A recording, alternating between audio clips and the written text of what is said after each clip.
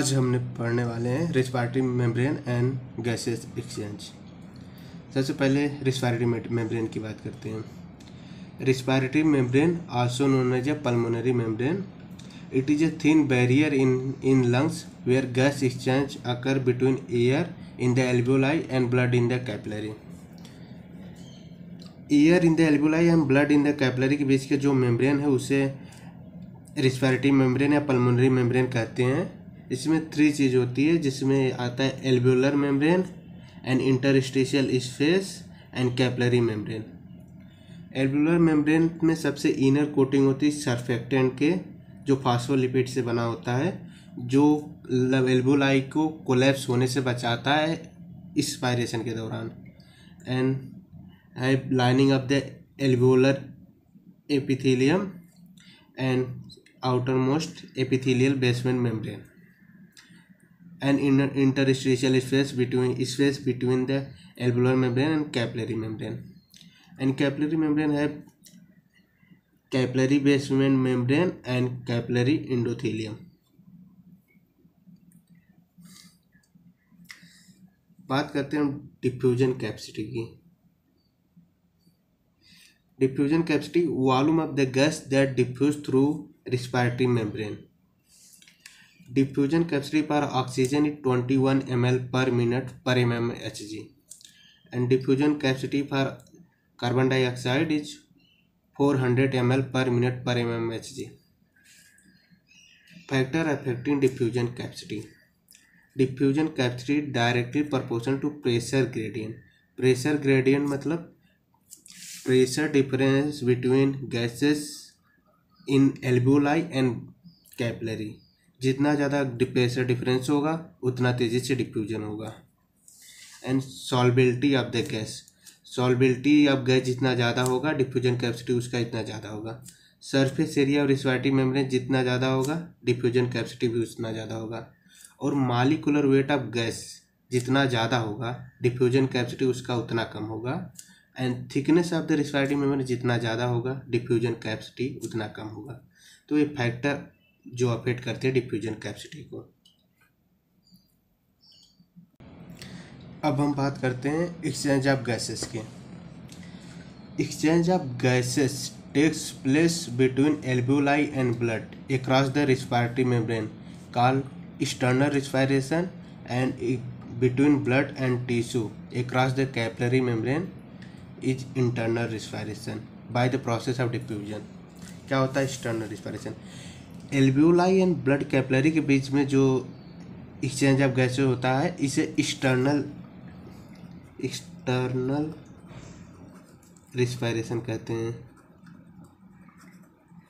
And capillary and tissue के बीच जो exchange of gas होता है इसे कहते हैं इंटरनल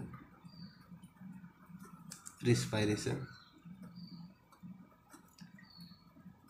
जो एक्सचेंज ऑफ गैस का प्रोसेस होता है ये डिपेंड करता है partial pressure of gas. Partial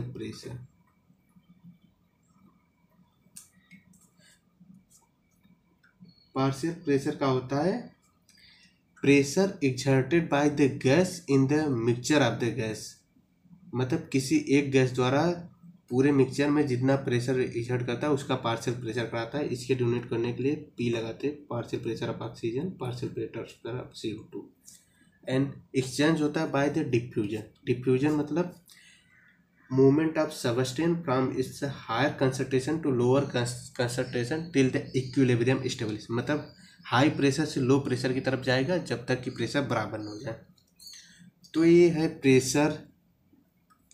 pressure की value in different condition. Atmospheric air में ऑक्सीजन की पार्शियल प्रेशर होती है 159 mmHg एंड कार्बन डाइऑक्साइड की होती है 0.3 mmHg। एल्वेओलर एयर में ऑक्सीजन की पार्शियल प्रेशर होती है 104 mmHg एंड कार्बन डाइऑक्साइड की होती है 40 mmHg। एंड पल्मोनरी कैपिलरी में जो होती है ऑक्सीजन की पार्शियल प्रेशर होती है 40 mmHg होती है एंड कार्बन डाइऑक्साइड की 45 mmHg। एंड पल्मोनरी वेन में जो होती है ऑक्सीजन की पार्शियल प्रेशर 95 mmHg होती है एंड कार्बन डाइऑक्साइड 45 mmHg। यहाँ एल्वियोलाई में पार्शियल प्रेशर ऑफ ऑक्सीजन 104 है and partial pressure of carbon dioxide 40। तो ऑक्सीजन एंड कैपिलरी में हुआ, कैपिलरी में पार्शियल प्रेशर ऑफ ऑक्सीजन की है 40 एंड कार्बन डाइऑक्साइड की है 45।